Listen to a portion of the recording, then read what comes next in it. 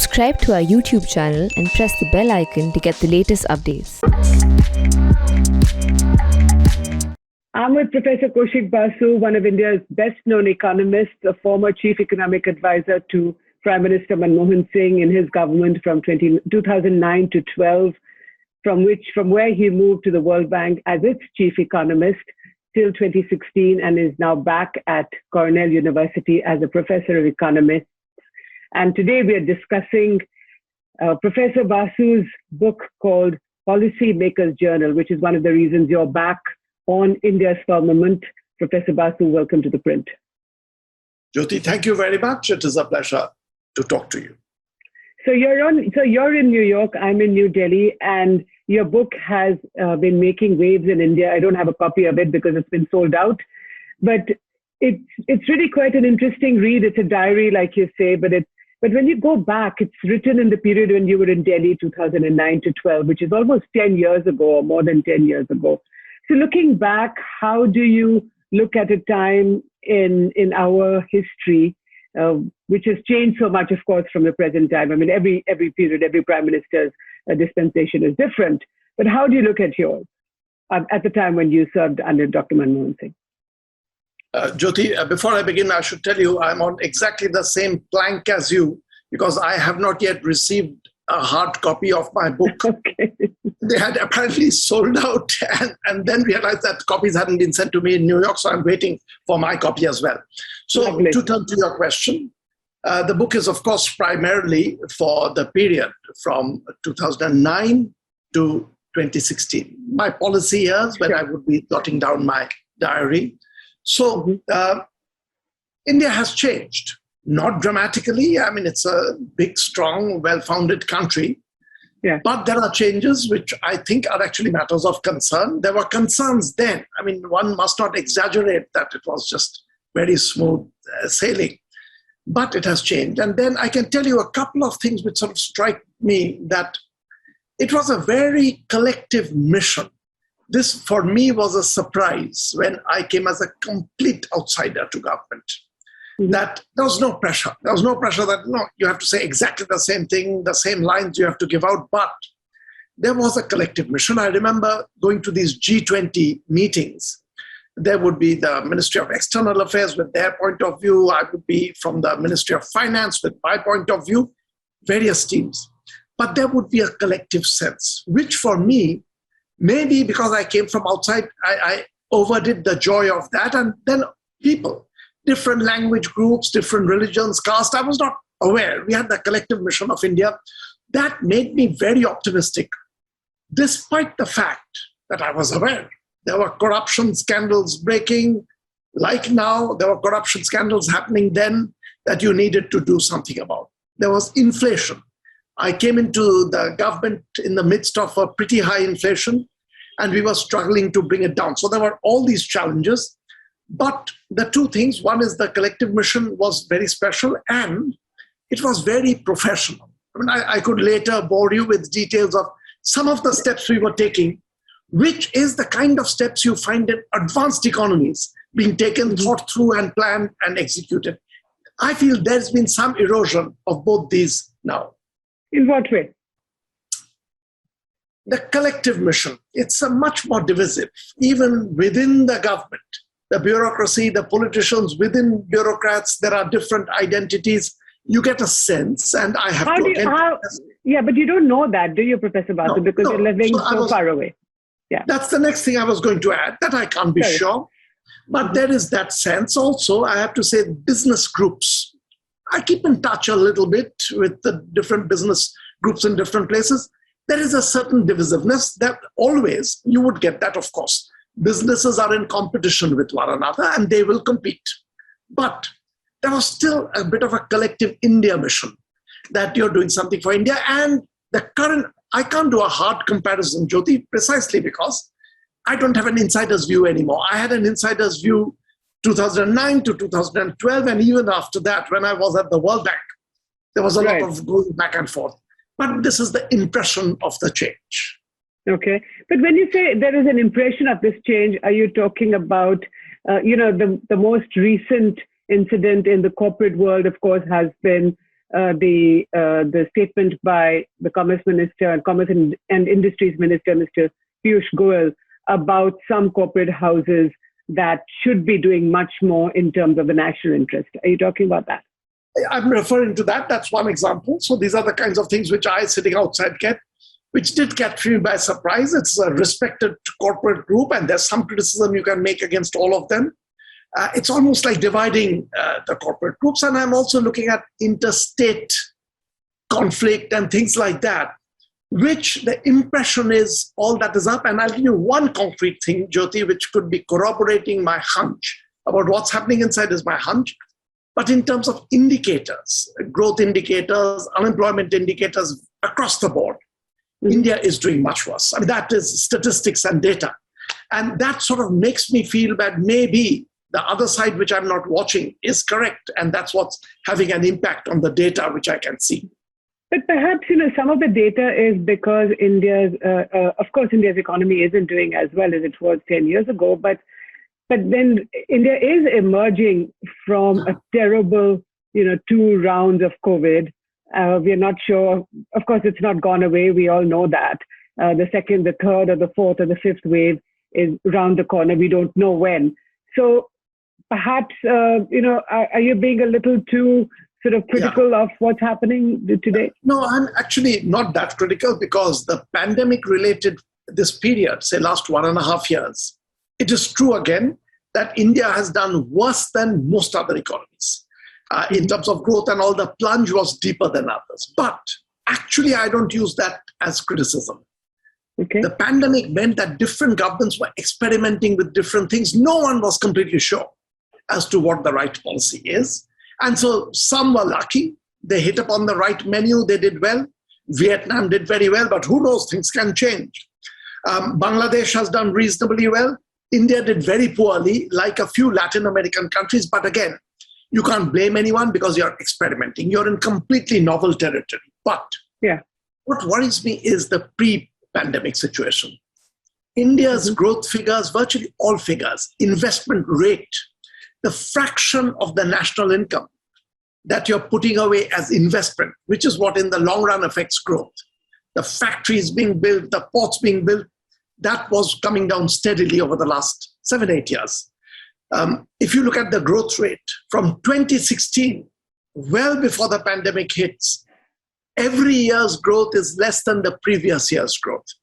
So there is a certain erosion taking place that is beyond question and beyond the pandemic. The pandemic-related period, yes, India's done poorly, but again, I don't hold it responsible for that. I don't hold anyone responsible for that because it is so difficult, excepting I should tell you, I should not let the policymakers get away too easily.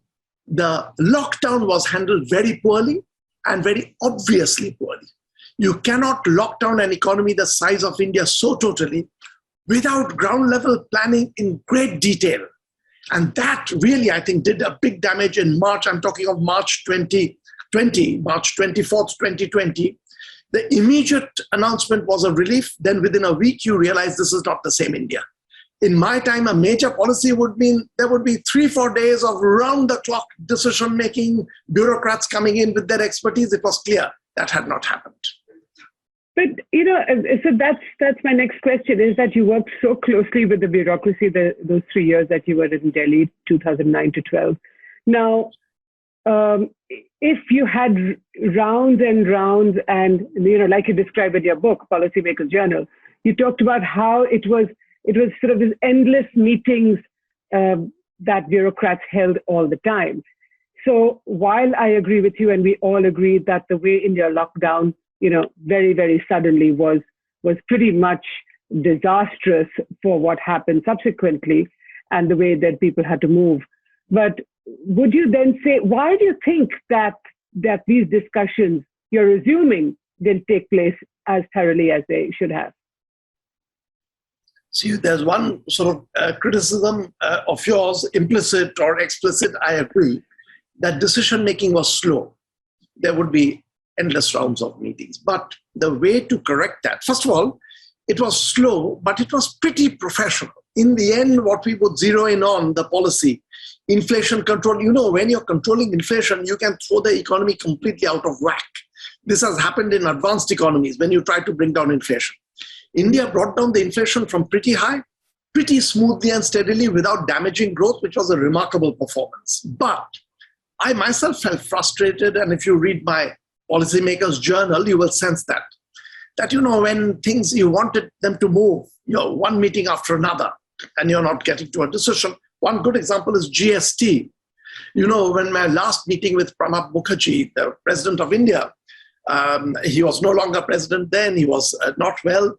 He reminded me, he had such a phenomenal memory. Yes, he did. He had 23 meetings on the GST, but we did not manage to push it through. There was that feeling, and that is correct. But you can't correct that by having everything being bulldozed through. Then you'll make mistakes. The decision-making process in India needs streamlining and changing. And this, I've spent many places in my diary, I talk about it.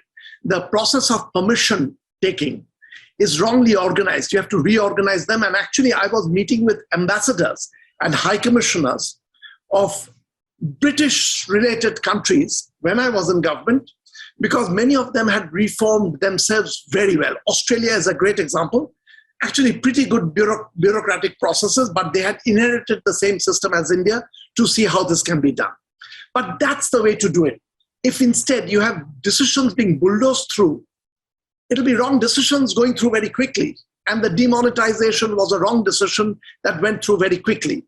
The lockdown was a move in the right direction, but very poorly executed because it was pushed through very quickly and bulldozed through. So this alternative is not that you're bulldozing through decisions. That happens in countries which have actually destroyed their economy through decisions being bulldozed. But you need some systemic change, and there's a lot of discussion in my diary, and I've done otherwise also, about what kinds of changes India ought to see just to speed up. But again, as an economy, India was a remarkable performer when I was there, one of the finest in the world. Sure. But Professor Basu, explain to me, you talk about demonetization, and there has been a lot of criticism about that. Now, would you say today in 2021, and of course we've had the big, the pandemic has really, really changed things. But do you think that if that's a big, big if, there was no pandemic, the effect of demonetization, that India would still be feeling the effect of it? And that the pandemic has made it worse, do you think? Probably not. My own hunch was that demonetization was a big negative shock with very little benefit coming out of it, but it would wither away in 3-4 years' time. So 2016, November, it happens. I would have expected its effect to have gone, and I think it has more or less gone by 2019. Okay. So I'm not holding the demonetization responsible for what is happening now. But now, of course, right now, the pandemic came in a way that no one had expected. But the demonetization did do some 3 years of damage. And, in a poor economy where there are lots of poor people with youth unemployment, when you have a damage for 3 years for the middle class, lower middle classes, even middle classes and the poor, it can be devastating. So it was a big blow, but that effect is gone, I like to believe. So do you think that some of this is because of the personalities of the two prime ministers? I mean, you worked very closely with Prime Minister Manmohan Singh. Prime Minister Narendra Modi is, of course, a very, very different person. He likes to do things. He's sort of an action-oriented kind of guy. Do you think that it's the personality, sort of, the fact that they're such poles apart, and that's why that's manifesting in what's happening today? Yeah, I don't know closely enough, once again, Prime Minister Modi's mode of decision making, but that's again the outside the view that, yes, he takes quick decisions. But here's the thing that since I worked very closely with Dr. Manmohan Singh, his decision making, it's true, he did go through the process. He himself would be frustrated by the process occasionally, but he wanted to grow through the process, correct. But one thing and one reason why India was doing so well in terms of not just growth, but I feel in commanding global respect, was that though we were going through the process and it was slower than was ideal, it was a very, very professional process. So lots of examples, really. The auction spectrum that was done, the 3G auction spectrum, it was organized in a way I would get messages that this is like an American auction that is taking place the way it was being done in India. So I feel India's stature rose in the world because of the way the Prime Minister Manmohan Singh was pushing through some of these decisions. And one thing I should clarify, people say that was he a master of his own decisions? I think he was. Nothing was being, on economic policy matters, nothing was being pushed onto him and saying that you just have to do it. He would not do it. But he was a master of his own decisions, but he consulted. So some of the top policymakers would be called in for detailed discussions. I've done that several times on how to release food, the exact mechanism of food release, etc. So the decisions were his, but he was doing a lot of consulting, which to me is exactly the way a good, efficient country should be run. And all the signs were that India was heading towards a really powerful economy, which unfortunately it is not now. But this consultation that you're talking about, that Dr. Manmohan Singh, the tool that he used or he employed often. Now, the question is that Dr. Manmohan Singh also got overruled a lot, right? No, not in terms of important economic policy matters, because he's so polite in his demeanor. You give the impression, with a lot of politicians, unless people prostrate themselves in front of them, you assume that you are bowing down to others. That was not the case. I feel in terms of economic policies, the important ones, the decisions were taken by him in consultation because the ramification could be huge, and those were his decisions, and I can't go into this. I know that there were a couple of occasions when the decision that was coming from the more socially activist groups on him, the pressure was coming, was different from what was done in the end. And I think good sense prevailed because I interacted a lot with the activist groups when I was in government. I think in your book you do mention a breakfast meeting that you have in Mrs. Kaur's cafe in Khan Market with Aruna Roy and Nikhil Dey. And it's quite interesting where you say that, they talk about the right to food and the NREGA, but that actually, while they meant well, you could have delivered those objectives much better as an economist. That's actually exactly right. You picked up an important part of the book. After that meeting with Aruna Roy and Nikhil, I came away feeling that their objectives I share. I want a more equitable India. I want India to grow and bound forward, but much better distribution of income and welfare. That's the kind of thing they want. And I remember at the end of it thinking that only if they would trust me to design policies for that, I would actually be able to deliver. As chief economic advisor, there's a limit. And even as prime minister, there's a limit. After all, India has a system. But they were well-meaning without getting the details right. And the right to food that you mentioned, that's where I had I'm wondering if it's there in my diary, but I had a disagreement not with right to food, because I feel right to food is possible. But I would not write down a right to work or right to jobs. I would not enshrine that as a right. My line would be government should struggle, do everything to try to create jobs and absorb people. But you don't write that down as a right to work, because no country, nowhere near the size of India, even 1/10 the size of India, can assure people of jobs. That's not possible. You demean the term rights. But then Dr. Manmohan Singh had to do that. He had to accept something that he may not have wanted. No, there are little details. Of course, you're talking to a larger society, and occasional compromise is a sign of a good administrator. But the right to work, you must remember, it is that the government will provide you with jobs if you are not. It's not that anyone, anywhere will at all times have jobs. That is never a right that is enshrined. The right to food is enshrined as a right, and correctly so, because India is capable of ensuring that no one suffers from a shortage of food. So that should be a right. The right to a job, a paid job in the market cannot be a right, but government must do everything to provide jobs. So these are sort of subtle differences, which I like to believe that with Aruna Roy, my discussions and was of a kind that where she felt that we are actually on the same plank in terms of what we are trying to deliver. And I have to say that on that matter, the Prime Minister was, I feel, very much on the same plank, and then he may have disagreements with others, including with Mrs. Gandhi, on the mechanism for delivering on that same objective on which there was an agreement. once again, it is this collective effort, the trust among the larger group is what had got India moving so well, and India was being admired all over the world. But then he had to bend in front of Mrs. Gandhi. I mean, he was the prime minister. Of course, she was the Congress president, and she made him prime minister. But then he had to accede to a lot of things that she said, which he may not have agreed to. No, there may have been a few things, and on some social matters you do give in. And there is no reason why on every matter he will say, what you say, I will not do.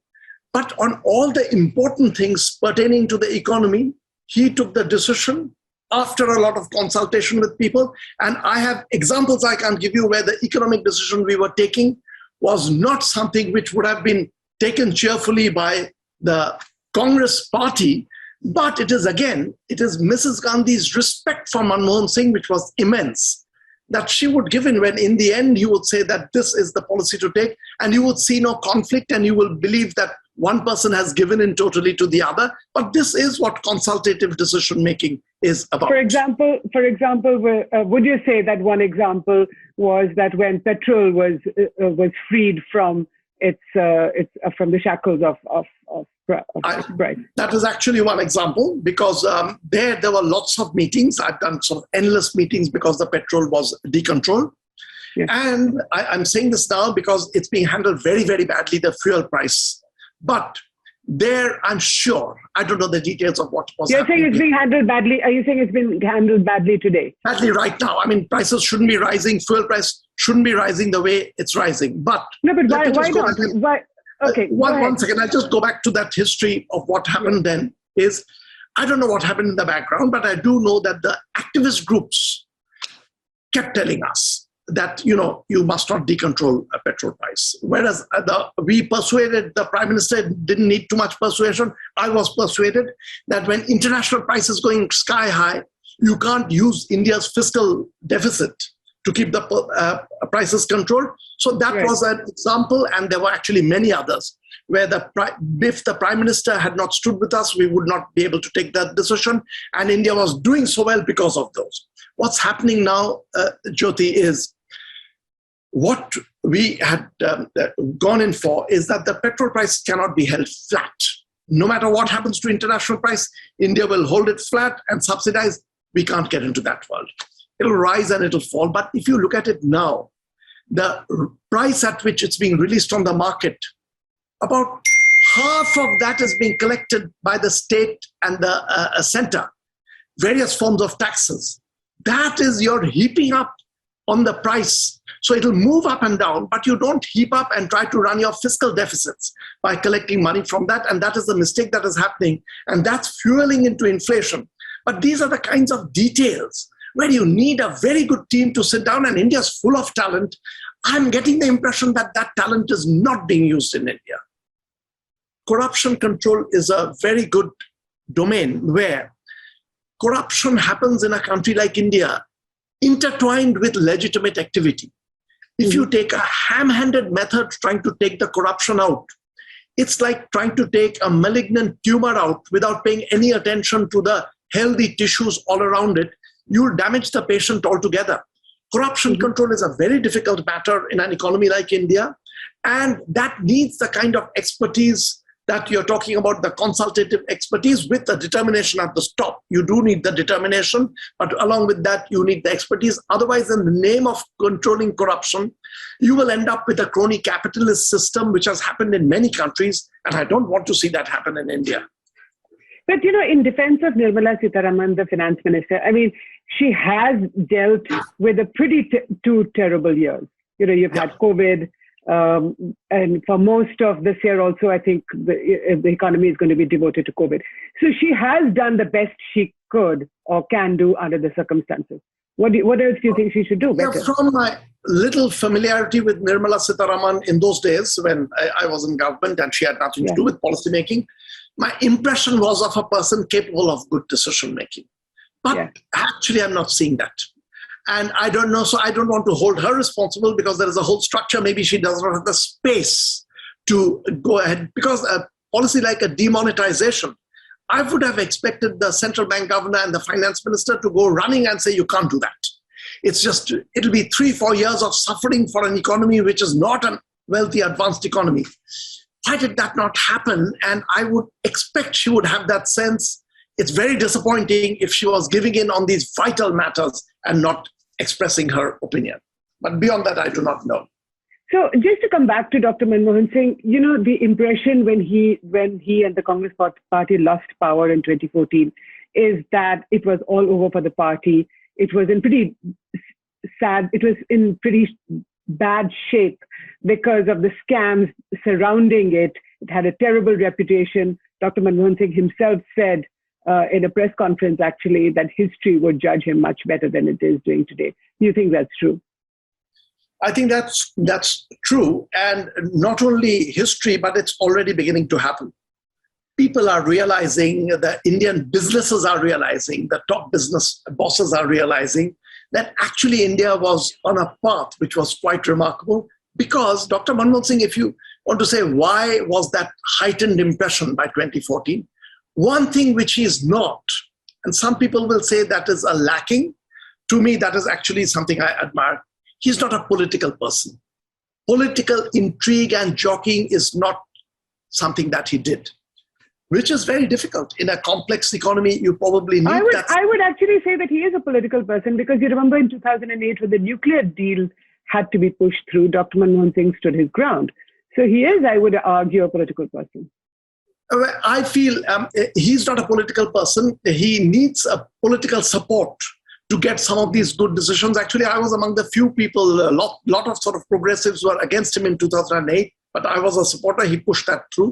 And if you look at him as finance minister, I feel a lot of today's modern India we owe to 1991 to 1993, where he was pushing these things through. But he's totally honest. I've had bringing in, I think it's there in my book, it is, but even if it's not there, I can reveal, the Nobel laureate Michael Spence.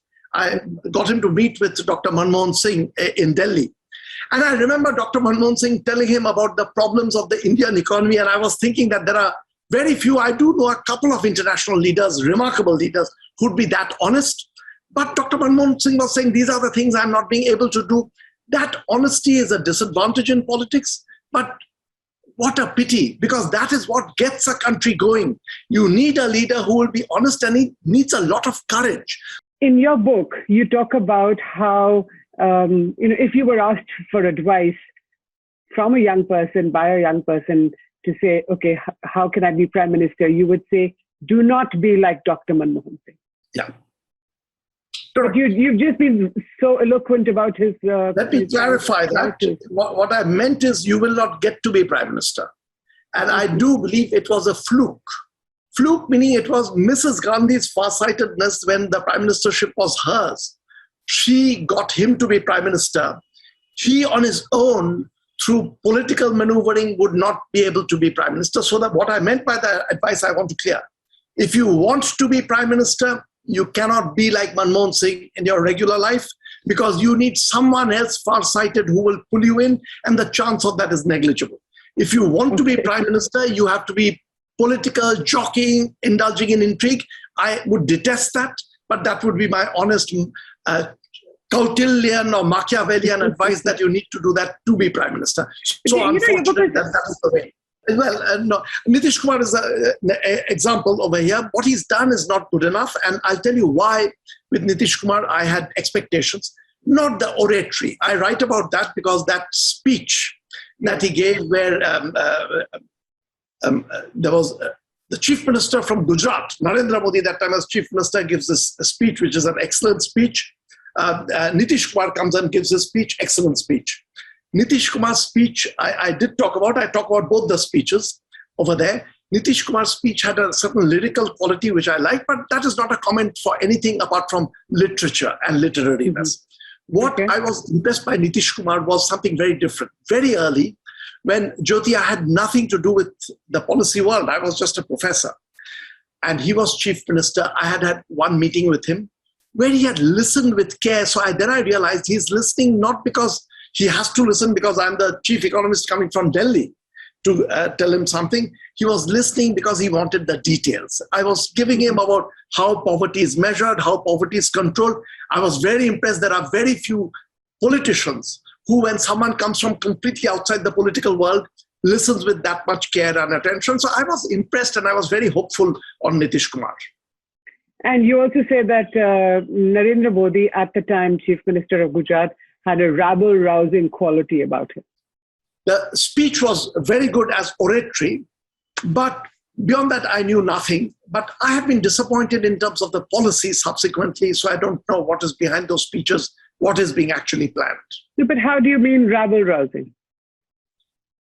You feel aroused by the speech. I mean, there are people who have that capacity that when you give the speech and when it's with no other background, you feel that something good is coming your way, and a whole lot of political people have that skill. And then some people are lucky, you give those speeches and then you're not in the political scene, so you're known for those speeches. Then some come in and then they carry out policies, and you realize that speech and the execution and carving of policy is very difficult, are very, very different qualities. And in the case of Nitish Kumar, again, I don't know enough of the two sides to be able to comment. And perhaps also with Narendra Modi's government. Yeah, I just don't know. But again, going by the policies that I've seen from outside, very poor policy making is taking place in India, which is hurting the country.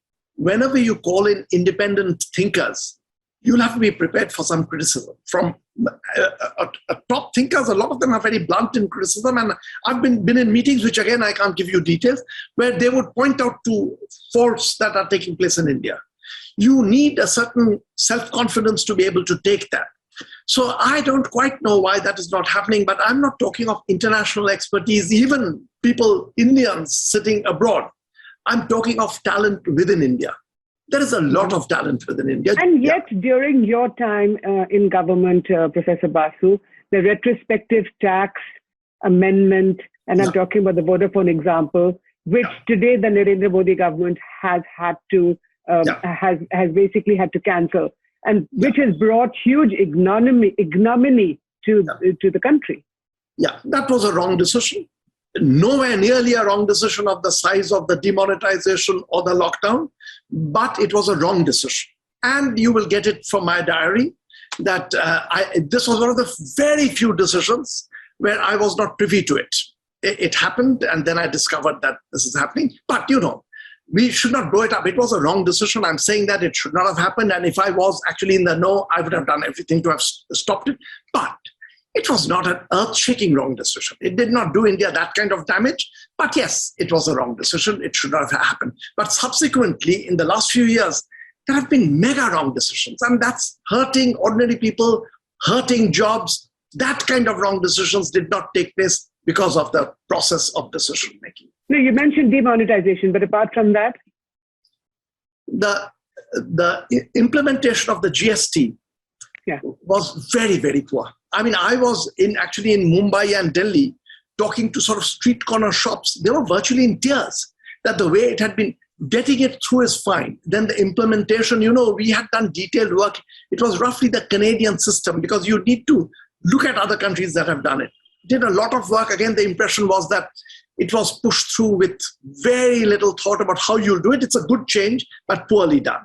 The lockdown to me was a shocker that a country of India's sophistication could do a lockdown, which is going to send cascades down the economy. And that has had a huge negative impact. One of the reasons why in the last 1.5 years, India is among the worst performing economies in the world.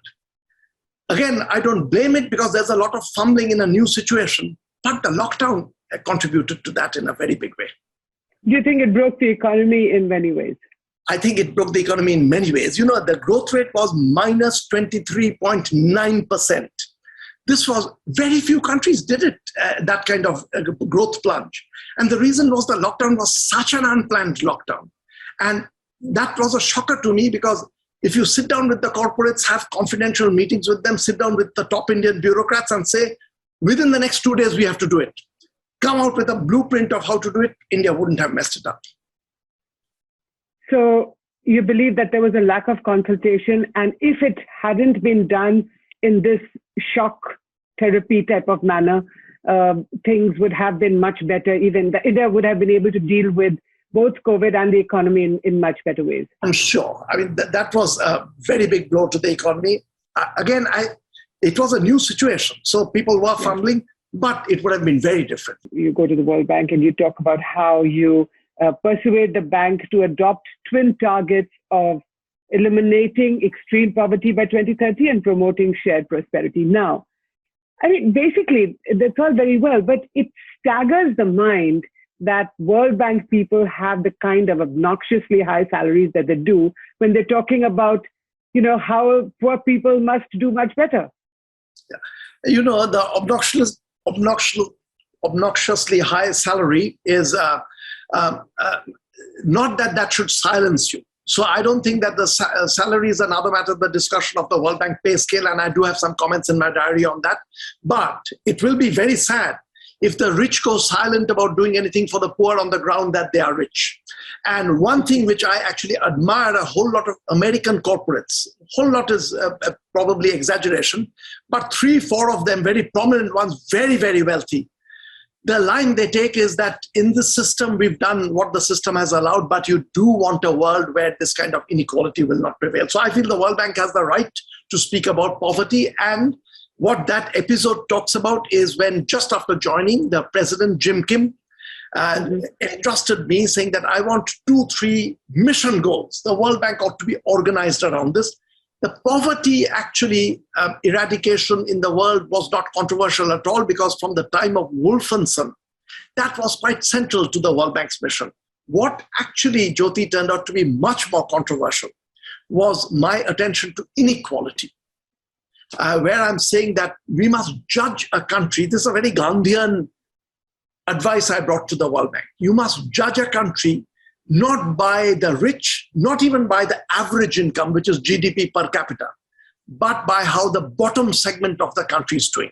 So for all countries in the world, you must calculate how the bottom 40% is doing. So China, by that accord, China would be doing very well. China would be doing very well, not in comparison to its overall performance. China also, the bottom segment does worse than countries at that stage. India does badly, United States does badly. So when I was bringing this on the table of the World Bank, I remember there was a lot of concern that China will object to World Bank highlighting this. United States will object because US will do much worse than, say, Scandinavian countries, and India would object. What can India learn from China?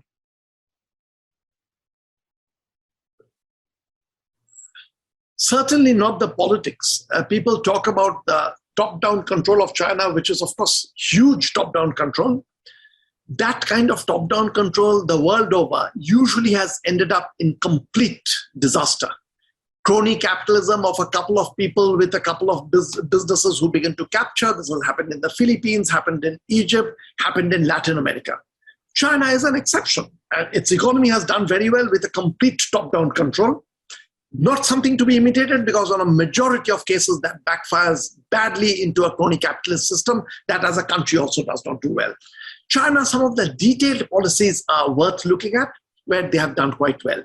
Reaching out, literacy, China's early investment. This goes back to actually Mao Zedong's period. Pre-Deng Xiaoping, China had begun investing in literacy and education. Something to learn over there. China had actually invested in gender equality, women being empowered, something to learn there. And there is something which China learned from India and is outdoing India, and we have to learn again from China. Higher education was India's one strength. You've said this a few times, Professor Basu, that India needs to be far more open to criticism, to dissent. I'm wondering where that's coming from. Because there's much less criticism, much less public discourse in India about what's happening. So it's just coming from that. I mean, India has been a very cantankerous, loud democracy. One sees less of that, but still, India has very strong foundations in this. I don't want to exaggerate that. You do want the voices of criticism to be kept open because the long-run economy depends on that. Okay, so let me end our interview and ask you about a funny anecdote. And I found when you were in the finance ministry in North Block, and there is the towels that has the initials of the chief economic advisor. Tell us a little bit about that. It's a trivial story there in my diary, because it was soon after I joined. On the floor above, there was a special bathroom which was for 3 secretaries over there, and it was my assistants who came up and said that, you're called chief economic advisor, but you're also a secretary. So there are 4 secretary level people in the ministry. So that should be your bathroom, and not it was a very special bathroom on the ground floor, not the one. So yeah, it was a trivial story in the sense that I said, I'm not going to fight this battle. It's not in me to fight a battle like this. So they did it. And then suddenly one day I see that one more name has been added to that bathroom. And the story ends by saying that what I discovered after that is every time you walk down the corridor, there are the peons and others sitting outside who would get up and salute you because you're just going down. And so it was a very embarrassing feeling that you step out of the bathroom and immediately you get a salute. On this note, Professor Kaushik Basu, thank you for your time and for speaking to us at The Print. It was a pleasure talking, Jyoti. Thank you very much. Thank you.